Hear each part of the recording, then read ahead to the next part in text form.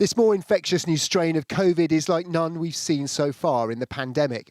Its genetic mutations appear to give it an edge, an evolutionary advantage.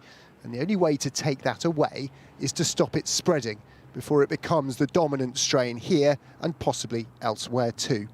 The bottom line is that we need to suppress transmission of all SARS-CoV-2 viruses as quickly as we can. The more we allow it to spread, the more opportunity it has to change. Like all viruses, it can only multiply by breaking into our cells and using their genetic machinery to make copies of itself. The most important three changes are on the spike protein on the surface of the virus, which it uses to attach to cells.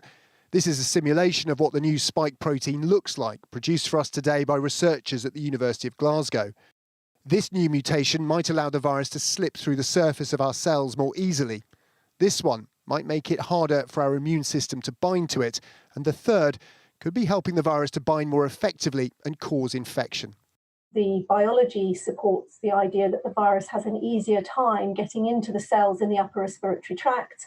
That would therefore increase viral load in that place, and it would make it more likely that an individual can be infected.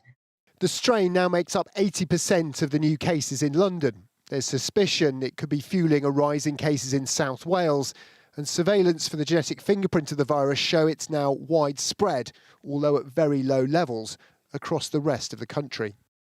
If a new strain that's more infectious than existing COVID-19 viruses is on the move, shouldn't all of the UK be going into Tier 4?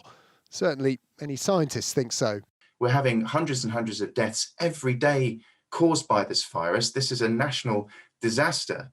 Then yes, if you want to stop that happening, you have to unfortunately go hard and maintain those restrictions such that you get case levels under control again. This virus doesn't care it's Christmas, unfortunately. It will see more susceptible hosts mixing indoors, and that really is the problem that we need to get on top of.